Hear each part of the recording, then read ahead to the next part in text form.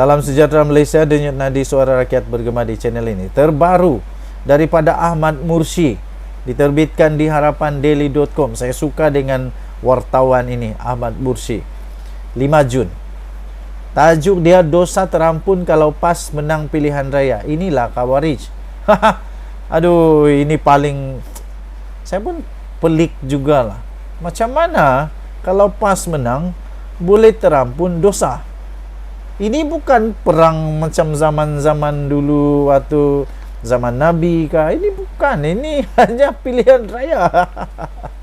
Kata Tuan Ibrahim, apabila Islam menang dalam pilihan raya, dosa terdahulu akan diampunkan.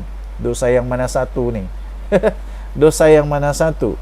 Dosa yang menambah cabutan perjudian itu?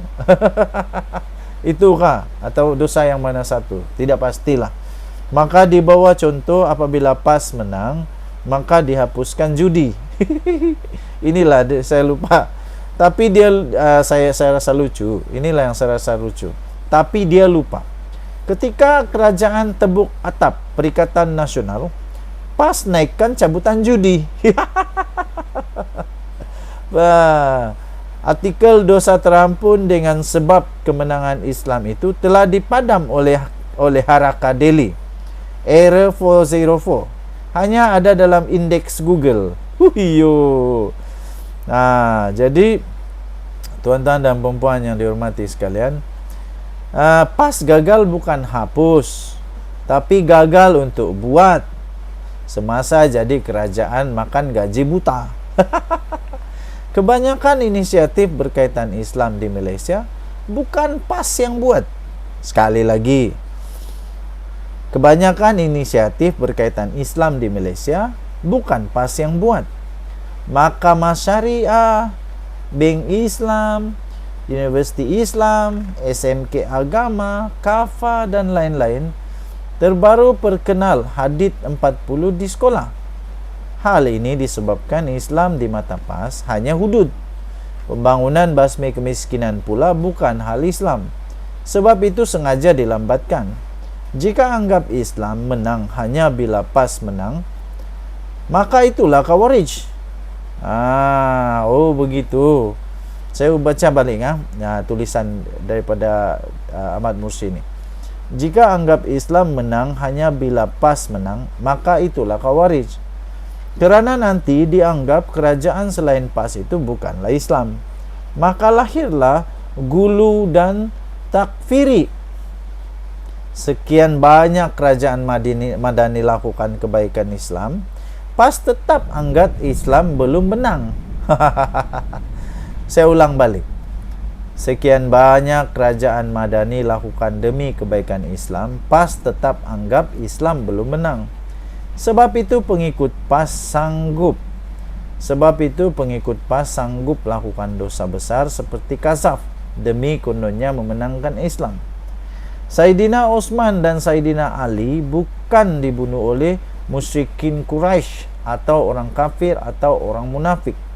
Mereka syahid dibunuh oleh Khawarij yang anggap diri mereka berjuang demi Islam. Okey, so ini anda boleh baca di Harapan Daily, harapandaily.com, 5 Jun 2024. Dosa terampun kalau PAS menang pilihan raya, inilah Khawarij, oleh Ahmad Mursi. Denyut nadi suara rakyat bergema di channel ini. Jangan lupa tekan butang subscribe, like dan share. Malaysia kita punya, cinta Malaysia kita jaga kita. Kita jumpa lagi, bye bye. Salam sejahtera Malaysia, denyut nadi suara rakyat bergema di channel ini. Soalan demi soalan tentang PAS. PAS di mana waktu ini? Waktu kejadian ini berlaku, PAS di mana? Ini terbaru. PAS pergi mana? Masa rumah penduduk Jalan Atas Paloh kena roboh. Sekali lagi soalan dia. Masa rumah penduduk kampung Jalan Atas Paloh dirobohkan oleh rejim, Tuan Haji ada di mana? PAS pergi mana? Masa rumah penduduk Jalan Atas Paloh kena roboh. Ini netizen punya persoalan. 5 Jun 2024 di Harapan Daily. Berikutan perobohan rumah di kampung Sri Makmur di Gombak yang menyaksikan pembangkang begitu gairah. Begitu gairah bersuara, pengguna media sosial bertanya, di mana pula suara blok itu? Ketika penduduk jalan atas Paloh di Kota Baru mengalami nasib yang sama. Jika dibandingkan penduduk di atas jalan atas Paloh yang rumahnya diroboh waktu itu adalah rakyat Kelantan sendiri. Waktu rakyat sendiri kena, di mana pas? Waktu di Gombak pula, Gombak nih kalau saya tidak silap di negeri Selangor. Waktu di kampung Sri Makmur di Gombak, bukan main lagi bersuara. Tapi penduduk di jalan atas Paloh di Kelantan, waktu itu di mana? Namun di kampung Sri Makmur, kawasan itu sudah dikuasai oleh kumpulan warga asing. Maka dengan itu, Kerajaan Selangor di bawah Datuk Sri Amiruddin Syari telah memberikan pampasan dan penempatan semula kepada penduduk asal saja. Exco Kelantan Hilmi Abdullah ketika sidang Dun Negeri pada Mac tahun ini pernah berkata, mengikut undang-undang, semua penduduk setinggan yang duduk di tanah milik kerajaan tidak layak menerima sebarang pampasan. Wah, rasanya PAS sudah lupa tentang perkara ini. Coba tanya balik Exco kerajaan ini. Coba tanya balik, pergilah tanya balik.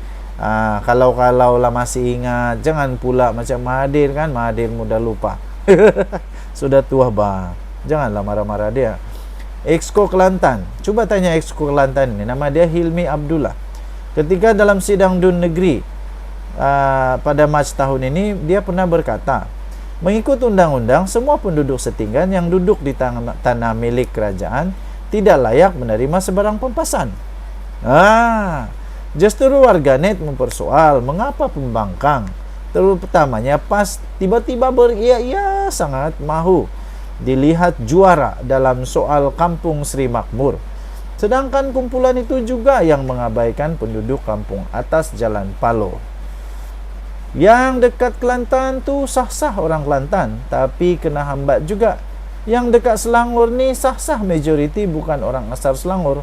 Logik juga kena hambat. Komen pengguna X. Serangan balas netizen terhadap PAS berikutan Ketua Pemuda PAS Selangor, Muhammad Sukri Omar, terus membangkitkan soal Al-Quran yang didakwanya tertimbus di bawah runtuhan rumah di kampung Sri Makmur. Menurut mereka, PAS cuba mengalihkan isu sebenar, menggunakan isu Al-Quran untuk menyerang kerajaan. Untuk rekod, perobohan rumah di kampung Sri Makmur dilakukan selepas banyak peluang telah diberikan kepada penduduk kampung berkenaan sejak 3 tahun yang lalu. Notis berpindah dari perkampungan itu juga sebenarnya telah dikeluarkan lebih awal sejak 2006, namun terdapat penduduk yang enggan mematuhi arahan berkenaan. Untuk mendapatkan berita lengkap, sila layari harapandaily.com 5 Jun 2024, tajuk PAS pergi mana masa rumah penduduk jalan atas Paloh kena roboh? Netizen tanya. Kita jumpa lagi, bye-bye.